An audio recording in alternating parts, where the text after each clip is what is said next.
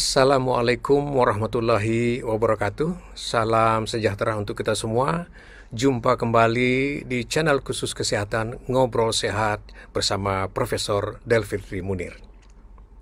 Sahabat sehat sekalian, pada episode kali ini kita akan membicarakan sebuah minuman yang semua kita kenal ya, teh. Tetapi teh ini bukan sembarang teh.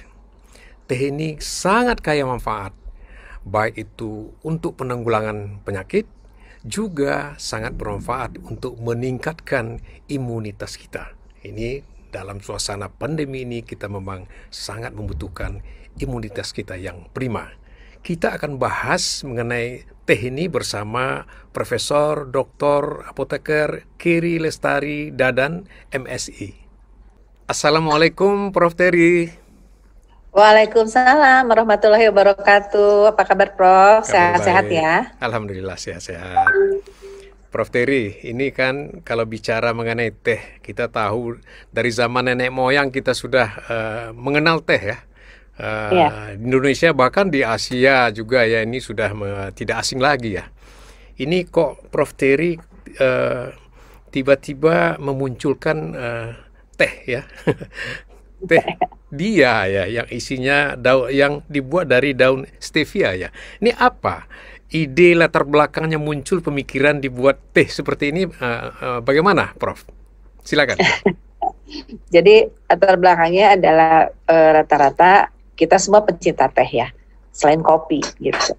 Terus yang paling enak itu memang kalau pagi atau sore ngeteh itu pakai gula gitu kan. Termasuk kebetulan di sekeliling saya kan banyak yang diabetes.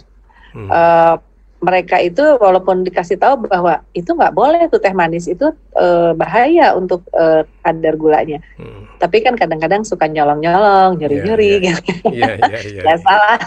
Orang yang diabetes kan kadang-kadang hasrat untuk minum manisnya juga ada ya Prof. Terus akhirnya saya pikir ya, gimana nih caranya ya supaya kita mendapatkan minuman manis tetapi aman. Kemudian kita kan pakai gula pengganti. Tapi rupanya saya lihat lama-lama ini gula pengganti juga karena kimia mungkin dia nggak oke juga gitu. Akhirnya nemulah daun stevia itu.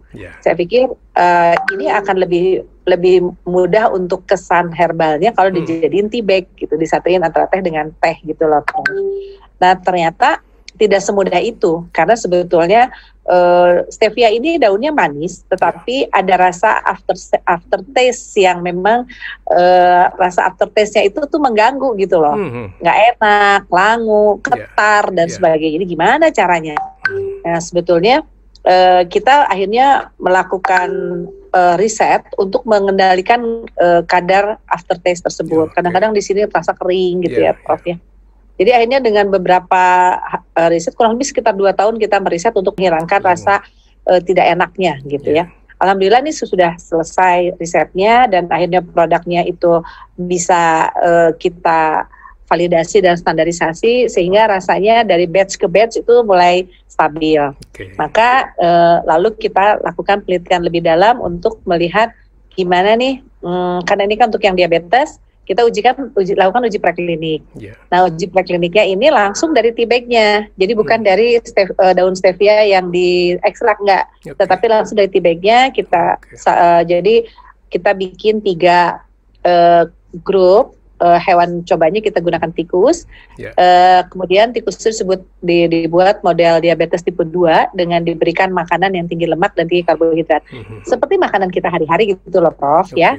Kan yang makanan yang enak itu adalah makanan-makanan yang junk food, biasanya isinya tinggi lemak, tinggi karbohidrat. Nah, kita buat model seperti itu pada hewan dan ternyata memang terlihat prognosanya. Jadi hewan tersebut jadi gemuk, lama-lama sulit bergerak, lama-lama kadar gula darahnya meningkat. Nah pada saat kadar gula darah ini sudah meningkat karena induksi dari makanan tadi, maka saya pikir ini hewan coba sudah siap untuk kita lakukan terhadap efektivitas dari teh dia tersebut. Akhirnya kita bagi 3, Prof. 1 dikasih teh pahit tanpa gula, kedua dikasih teh dia, ketiga dikasih metformin. Jadi yang teh pahitnya itu jadi kontrol negatif, metforminnya kontrol positif. Lalu teh dianya. Nah setelah kita lakukan diberikan senyawa uji ini selama kurang lebih 7 hari, kita evaluasi kadar gula darahnya. Luar biasa, amazing, yang menjadikan saya akhirnya kalau udah makan apapun, kalau dulu makan, kalau sudah makan banyak tuh kita rasanya, oh minum teh biar kita rasanya luruh gitu ya. Ternyata enggak, Prof. Jadi yang grup yang diberikan teh pahit tersebut, kadar gula darahnya setelah 7 hari meningkat. Gitu ya. Sedangkan grup yang diberikan metformin setelah 7 hari kadar gula darahnya turun. Wajar lah, karena itu kan obat anti diabetes. Nah, di situ saya dapat satu keyakinan bahwa teh dia itu manisnya sehat dan mengendalikan kadar gula darah, karena yang diberikan kelompok yang diberikan teh dia juga setelah 7 hari kadar gula darahnya ikut menurun seperti pola metformin walaupun tidak merempet. Artinya kan dia kan bukan obat ya. Jadi dia hanya untuk mengendalikan darah saja, tetapi polanya hampir mirip dengan metformin walaupun tidak sekuat metformin. Jadi intinya bahwa steviosida ini yang terkandung di dalam daun stevia ini memang terkonfirmasi secara uji praklinik dia mampu mengendalikan kadar glukosa dalam darah, dan itu sesuai dengan riset-riset lain yang ada di jurnal-jurnal internasional yang saya baca. Gitu. Waduh, hebat, luar biasa. Lalu ini daun teh stevia ini tumbuhnya di mana nih, Prof? Oh banyak, kalau di Jawa Barat ada beberapa tempat, karena sebetulnya tumbuhnya mudah.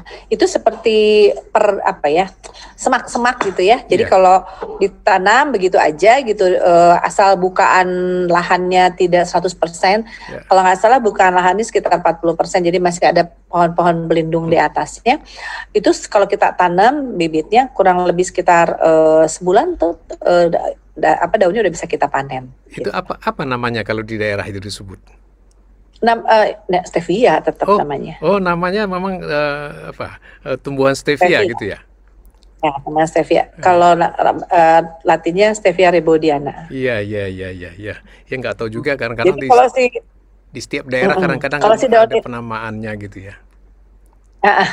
Jadi kalau si daun ini kita petik, kita makan gitu ya, emang langsung manis rasanya, Prof. Tapi udah gitu terakhirnya tuh ada rasa nggak enak di lidah, di ujung lidah, kemudian di tenggorokan.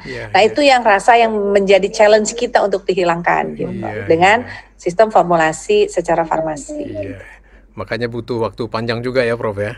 Ya, 2 tahun. Iya, 2 tahun. Nah, di samping untuk penurunkan gula darah, mungkin ada juga efek lain terhadap penyakit lain, Prof? Ya, jadi setelah kita melakukan systematic review atau kita sebut sebagai review terhadap riset-riset stevia selama ini, ternyata banyak sekali istilahnya hasil-hasil riset yang menunjukkan dari potensi stevia sebagai anti diabetes. Kalau anti diabetes saya sendiri juga sudah membuktikan. Kemudian yang kedua, potensi stevia untuk meningkatkan regulasi sistem imun. Itu juga saya sudah membuktikan, apalagi dalam kondisi pandemi ini sudah dicoba langsung kepada pasien yang pasien yang terkena COVID. Kemudian yang ketiga adalah stevia untuk hipertensi. Nah, untuk hipertensi ini juga beberapa pasien hipertensi keluarga-keluarga dekat sudah merasakan hal itu. Lalu memang di dalam jurnal disampaikan juga punya efek untuk antiinflamasi yang tadi ya, sehingga dapat meningkatkan regulasi sistem imun. Kemudian punya efek anti cancer, anti obesitas, dan juga bagus terhadap mereka yang mempunyai gangguan fungsi ginjal dan fungsi hati. Jadi kalau saya lihat sih steviosida ini ya suatu bagian dari bahan alam yang menurut saya ini menunjukkan keagungan dari Allah yang Maha Kuasa gitu ya. Karena kok rasanya manis tapi bisa mengendalikan kadar gula darah. Sehingga ini kabar baik sih buat sejawat ataupun teman-teman yang diabetes masih bisa menikmati rasa manis, tetapi selain aman juga malah bisa meningkatkan performa dari kesehatannya. Dan juga apalagi dalam kondisi pandemi saat ini, selain aman juga rasa manisnya itu menyegarkan dan juga malah bisa memperkuat sistem imunitas tubuh. Gitu, Prof. Iya, bagus sekali. Kalau mengenai meningkatkan sistem imun, dia melalui jalur mana di dalam sistem imun? Ya, jadi teh dia ini terutama ya, bukan stevianya saja. Jadi teh dia ini qadarullah dia itu mempunyai kombinasi antara komposisinya adalah kombinasi antara teh hitam dan teh stevia. Teh hitam itu mengandung teflavin. Nah, teflavin ini sudah ada penelitian yang menyatakan bahwa dia memang mempunyai potensi efektivitas untuk antivirus bagi SARS-CoV-2. Karena dia selain itu juga teflavin ini adalah antioksidan kuat. Itu satu. Kemudian stevianya sendiri dari teh dia ini mengandung steviosida. Nah, steviosida ini adalah sifatnya sebagai antiinflamasi. Sehingga teh dia ini adalah kombinasi antara antioksidan dan antiinflamasi yang memang saat ini sangat diperlukan untuk meningkatkan daya tahan tubuh. Kenapa? Karena regulasi daya tahan tubuh kita akan disokong oleh kondisi inflamasi dalam tubuh yang terkendali dan kondisi antioksidan dalam tubuh yang tinggi. Jadi dua-duanya ini menyokong dari performa sistem imun kita. Sementara ditambah lagi teflavin di dalam teh hitam yang ada di dalam teh dia ini juga terkonfirmasi dari riset yang dipublikasi di jurnal internasional bahwa memang mempunyai efek antivirus terhadap SARS-CoV-2 penyebab COVID-19. Jadi begitu Prof. Jadi biasa. Itu mungkin salah satu mekanismenya kenapa kok bisa menjadi salah satu herbal untuk meningkatkan daya tahan tubuh di antara banyak herbal yang lain, di antara banyak sayuran dan buah-buahan lain di sekitar kita. Gitu mungkin Prof. Jadi sambil berteh ria kita sehat dan meningkat imunitas. Ya, ini sekarang nih zaman-zaman pandemi ini memang imunitas sangat diperlukan sekali. Lalu bagaimana ini perjalanan perizinannya, Prof? Kan udah panjang ini. Bagaimana perizinan sampai dijual di pasaran, Prof? Ya, jadi seperti halnya juga teman-teman periset yang lain, perizinan ini menjadi PR tersendiri. Tapi insya Allah challenge ini kita hadapi step by step gitu ya.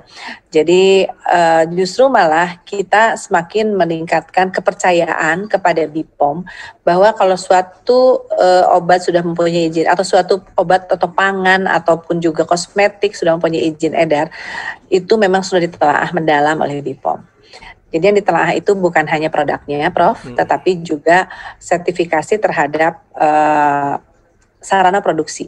Jadi sebelum izin edar dikeluarkan, maka sarana produksinya harus tersertifikasi dulu oleh BPOM. Jadi kami melakukan sertifikasi ataupun juga penilaian dari sarana produksi kepada BPOM, layak nggak, bersih nggak, atau sesuai dengan aturan nggak. Nah, begitu sarana produksinya sudah tersertifikasi, baru kita mengajukan izin untuk ke BPOM dari produk ini untuk mendapatkan izin edar. Pada saat mengajukan izin edar memang tidak mudah karena ini adalah produk inovasi. Saat itu disampaikan, loh kok bisa ya teh celup langsung manis, kan nggak ada katanya selama ini produknya. Dan alhamdulillah sih komunikasi kita terus lanjutkan. Jadi intinya memang menjadi periset itu harus sabar dan harus harus mempunyai keinginan untuk menjawab tantangan gitu ya. Akhirnya tapi alhamdulillah teman-teman dari BPOM sangat mendukung. Sudah kita berkomunikasi intens dengan teman-teman di BPOM. Kita sampaikan bahwa ini adalah produk inovasi, mungkin juga belum ada saat ini karena memang pada saat izin edar ini keluar dan mungkin sampai bulan ini pun teh celup langsung manis dari daun stevia itu memang baru teh dia ini. Nah, kami sih sangat terbuka kalau ada produk-produk yang lain untuk sharing knowledge, itu kami sangat terbuka karena memang kalau dilihat dari sisi perizinan dibilang sulit juga enggak gitu ya Prof, dibilang enggak sulit juga enggak gitu. Tapi yang saya learn dari proses ini adalah bagaimana kita merajut komunikasi, apalagi kalau itu adalah produk inovasi. Pada dasarnya BPOM memberikan ruang kok untuk memberikan perizinan, apalagi saat ini komunikasi antar lembaga sudah cukup baik. Kemenristek juga sudah cukup mempunyai effort yang luar biasa untuk mendukung hasil risetnya supaya dapat masuk ke masyarakat setelah mendapatkan izin edar dari BPOM. Jadi saya pikir mungkin untuk para periset tetap semangat aja gitu ya Prof, bahwa insya Allah saat ini apalagi pihak Kemenristek saat ini sangat mendukung dan sangat memberikan juga semacam pendampingan supaya produk riset kita bisa mendapatkan izin edar. Tapi pada saat saya berproses untuk mendapatkan izin edar, memang ya itu tadi bagaimana kita merajut komunikasi supaya mereka juga mempunyai satu view yang sama bahwa produk ini ada manfaatnya dan produk ini aman. Yang penting adalah keamanan pangannya, Prof. Baik. Gitu. Iya, yang pasti halal ya. Masih halal ya. Karena kami sudah mendapatkan sertifikat halal dari MUI juga. Dan tidak ada bahan-bahan tambahan ya. Enggak, insya Allah. Justru itu yang nanti mungkin Prof juga mengalami barangkali ya, kalau tehnya diseduh pagi, kemudian diminum malam, pasti agak asam. Karena dia nggak punya pengawet. Nggak pakai pengawet. Alhamdulillah.